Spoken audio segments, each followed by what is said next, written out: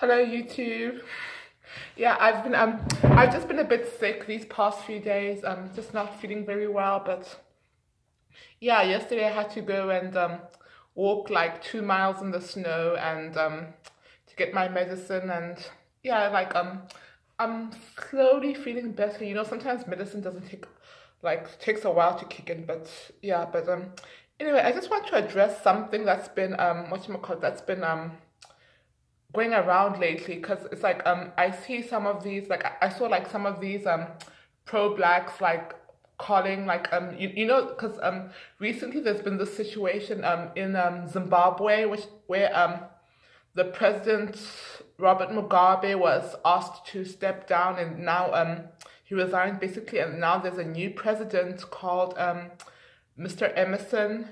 So like the new president has then like decided to give like, I think, most of the farmers like back their land, because remember back in 2001 and 2002 that there was this like wave of like farmers being kicked off of their land. I actually remember I was actually still in like that was actually before I was even in high school. I was still a child, so yeah, I remember that. So yeah, so he decided to just compensate them back the land. So there was this video which was circulating and like just going around, where it's like the farmers are like arriving in some village like somewhere in Zimbabwe, and then like the native people are really excited and really rejoicing and everything, happy to see the farmers there, like because like those people have been like the food production has been like really down for these past few years. So yeah, so they were just really happy to see the farmers finally there and everything. So but what kind of bothered me was the fact that, you know,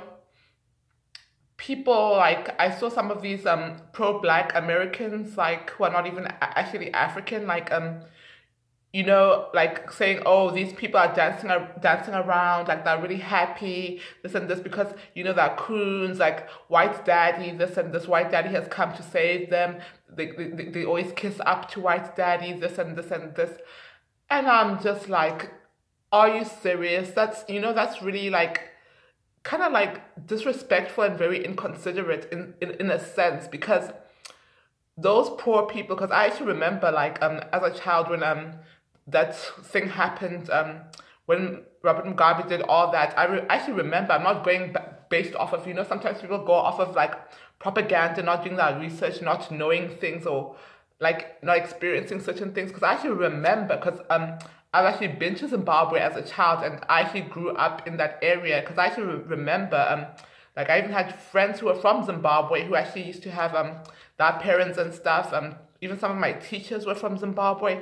They used to be having to drive all the way to like Botswana, to Zambia, to South Africa. Imagine, just to get like food, basic necessary food, and yeah, basic food, even just gas for our car, like, because everything was just completely like falling apart in Zimbabwe at the time. So yeah, I'm just, you know, just remembering those days, and even like having Zimbabweans like in masses, like jumping across the border and like sometimes committing crimes because they just couldn't think. So I just remember those days, and it's like as an African, to hear some of these pro-black Americans like come around and like disrespect poor, unfortunate, less fortunate people like that, like who are like in need. It's like honestly, like just me thinking, like if I was starving, if like I hadn't eaten for a week and I had no access to food or something,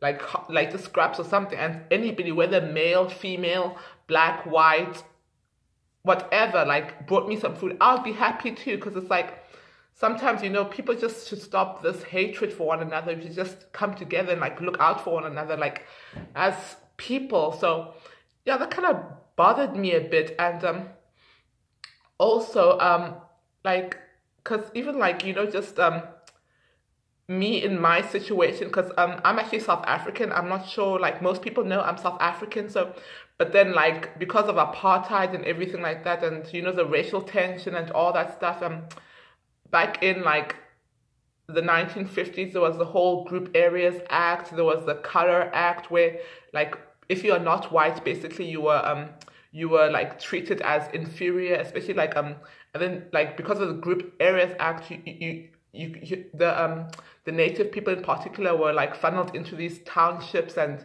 these shanty towns, these homelands and everything like that. So yeah, and like even those things still, the legacies of apartheid, even though that was like 20 years ago, like the legacy still lives to this day. So yeah, it's like, like just thinking about certain things, I feel very, very sad and very compassionate towards like some of my fellow non-white South Africans, even though yes, I was privileged like to not have like been raised in the racial tension, because with me, like growing up, I was actually like raised away from the racial tensions. Like growing up, I was always like like told, like under the impression we could just all be friends, we could all get along, because it's like growing up I never had issues. Like I had like black friends, I had white friends, I had Indian friends, I had East Asian friends, I had male friends, I had female friends. We just all got along. Like it was never really an issue with me. Even like with interracial dating, I have like a few cousins who are like in mixed relationships, mixed marriages and stuff. And even my own brother, like he never really used to even date black girls. So it's like for me, like race mixing was always just something normal to me. I just never really cared or really paid attention to like be like trip off of it. So yeah, yeah, I was actually privileged, and it's like, from my point of privilege, like I just don't think it's okay for me to like say, oh, look at those people, oh, why are those some of my fellow black South Africans, why are they still living in those homelands, why are they still living in those shanty towns like Alexandria, like Sophia Town and all that, why are they in those places, why are they staying in those places, and Soweto and all that stuff. And it's like, I was privileged and I was blessed, so like to be like raised away from that, so it should be almost like really like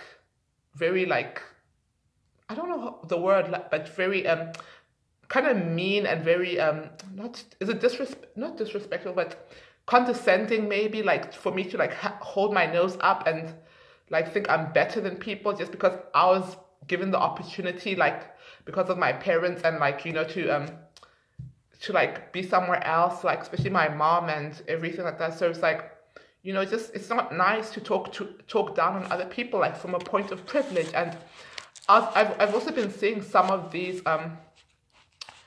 like even though like even though like I'm like forever grateful, like for like the ANC, African National Congress, even though they've been doing some really horrible stuff, and I do not like the African National Congress of today, but I'll forever be grateful. That part of me which will forever be grateful for their legacy, having led the struggle towards freedom and equality like in South Africa, even though like there's still girl, like a lot of, but that's another video. Like I love Nelson Mandela, like even though he passed away, like, so yeah, yeah. And also I've been seeing some of these pro-blacks going around like saying stuff as well, saying oh, Dr. Martin Luther King, like talking down upon him, and some of them saying, oh, it was all about just being around white people, these are nothing but coons and sellouts and sambos, and calling people all these derogatory names. And I'm just like, if it wasn't for Dr. Martin Luther King, a lot of the privileges we have today, we would not have them. So it's like, it's kind of almost disrespectful and like kind of like maybe spitting on his grave and everything, like talking from a point of privilege now, because we now have like better conditions like as non-white people in the United States. So it's like you should like respect the legacy of like an elder like that, of like an ancestor. So I don't know, it's just like I just don't like that. It's like people like when sometimes it's just so easy to talk down on others when you are finally at a point of privilege, and like just humble yourself and like just just try to like empathize, sympathize with people. Like again, back to the whole Zimbabwe situation. It's like those poor people, they had no food, no thingy. And it's like, in my mind, I'm just thinking, you want to talk all that stuff, talk down on white people, this and this, white people that. It's like, no matter where you go, like to shop your groceries, whether it's Kroger, Aldi,